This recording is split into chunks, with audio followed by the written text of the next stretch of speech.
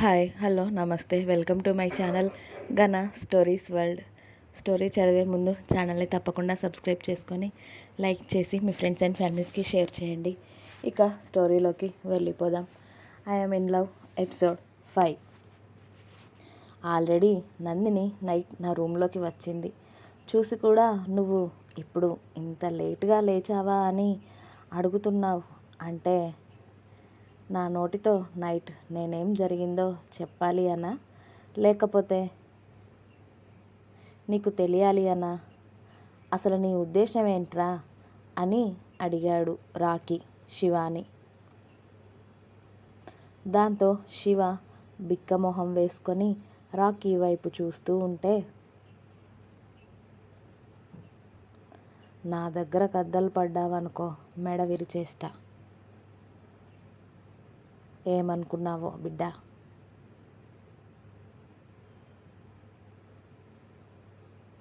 ఇవాళ ఏంటి మీటింగ్స్? ఆ ఎమ్మెల్యే దగ్గరికి వెళ్ళాలి కదా.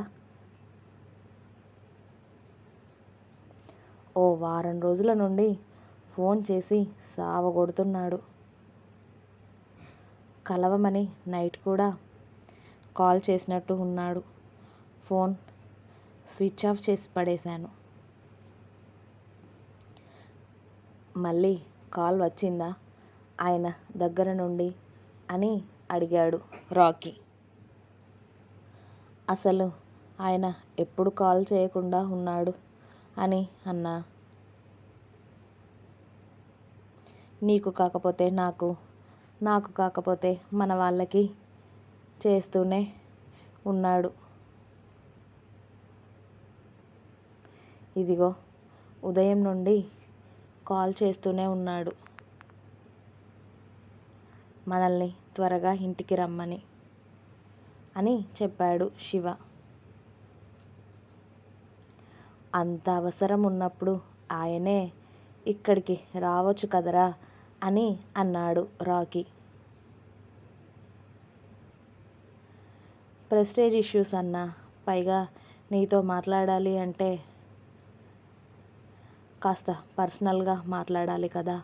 అందుకే ఆయన కథలు బయటపడకుండా ఉండాలి అని ఆయన బాధ. ఏం చేస్తాం అన్నా. మనకి డబ్బులు వస్తాయి కదా అని మనం వెళ్ళడం, అంతే కదా. ఎవరి బాధ వాళ్ళది అని అన్నాడు శివ. అంతే అంటావు. సరే అయితే కార్ రెడీ చెయ్యి అని మెయిడ్ కాఫీ తీసుకొచ్చి ఇవ్వడంతో అది తాగుతూ చెప్పాడు రాకీ.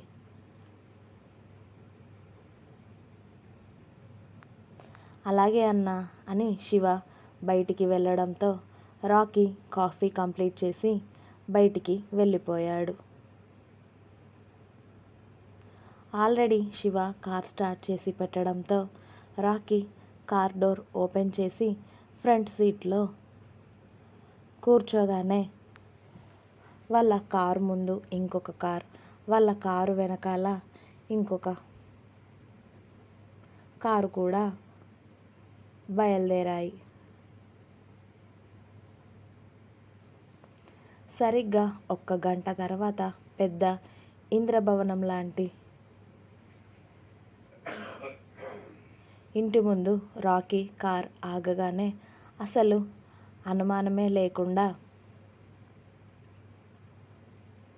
ఆ కార్లను లోపలికి పంపించాడు వాచ్మెన్.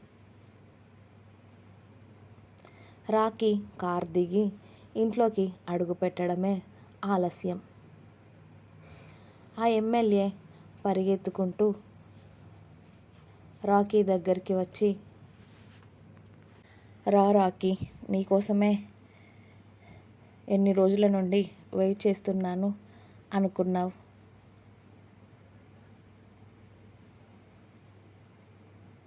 మా మంత్రులు కూడా నీ అంత బిజీగా ఉండరయ్యా. ఒక్క ఫోన్ కాల్తో దొరుకుతారు. కానీ నువ్వు చూడు ఎన్ని ఫోన్ కాల్స్కి దొరికావో. ఇప్పటికి కుదిరింది నీ దర్శనం నాకు. రావయ్యా బాబు, నీతో మాట్లాడాల్సింది చాలా ఉంది అని చెప్పి రాకీని తీసుకువెళ్ళి సోఫాలో కూర్చోబెట్టారు ఆయన. నమస్తే సార్, మీరంటే మీ రాజకీయ పనులతోనే బిజీగా ఉంటారు,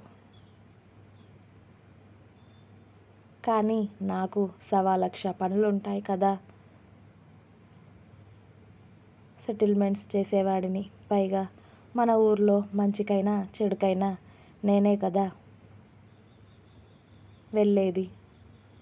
ఇక నేను ఎంత బిజీగా ఉండాలో మీరే చెప్పండి అని అన్నాడు రాకీ. అందుకేనయ్యా నువ్వు ఫోన్ లిఫ్ట్ చేసి ఇంటికి వచ్చే వరకు ఓపిక పట్టాను. ఇప్పటికైనా దొరికావు, సంతోషం అని మేడ్ జ్యూస్ గ్లాసులు తీసుకురావడంతో రాకీకి గ్లాస్ ఇవ్వగానే థ్యాంక్ యూ అని రాకీ ఆ జ్యూస్ గ్లాస్ ఒక సిప్ చేసి అక్కడ పెట్టేసి, చెప్పండి ఏంటి మ్యాటర్ అని అడిగాడు డైరెక్ట్గా.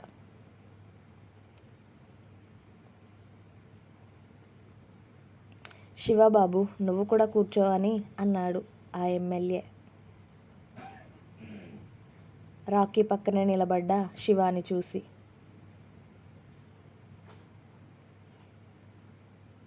పర్లేదు సార్, నేను నిలబడతాను, మీరు చెప్పండి అని అన్నాడు శివ.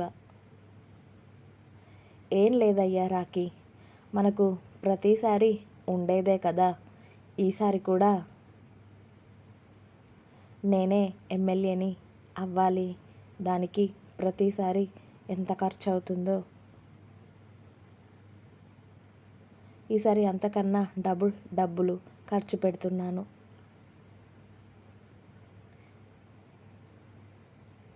ఎందుకంటే ఈసారి ఎంత పోటీ ఉందో నీకు నాకు అందరికీ తెలుసు.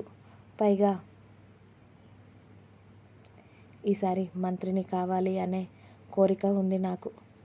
ఈసారి ఖచ్చితంగా నెరవేరాలి. నేను మంత్రిని అయితే మన ఊరిని ఇంకా ఖచ్చితంగా అభివృద్ధి చేస్తాను. ఇప్పటి వరకు నేను చేసిన పనులన్నీ నువ్వు చూసావు.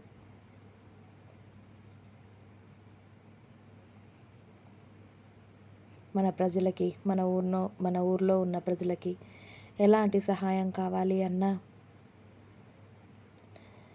నేను ముందున్నాను. వాళ్ళకి ఎలాంటి అవసరం వచ్చినా నేను ముందుండి అన్నీ జరిపిస్తున్నాను నీతో పాటుగా. కాబట్టి నేను చేసే మంచి పనులు ఎలాగో నీకు తెలుసు. అందుకే నిన్ను ఈసారి కూడా అడుగుతున్నాను. ఈసారి కూడా నేనే ఎమ్మెల్యేగా గెలవాలి. దానికోసం ఇదిగో డబ్బులు. పోయినసారి కన్నా ఈసారి డబుల్ అని 3 సూట్ కేసులు రాకీ ముందు పెట్టాడు ఆ ఎమ్మెల్యే. ఇంకా ఉంది. మీకు నా స్టోరీస్ నచ్చినట్టయితే ప్లీజ్ లైక్ చేయండి, షేర్ చేయండి, అలాగే తప్పకుండా సబ్స్క్రైబ్ చేయండి ఘనా stories world. Thanks for watching. Bye.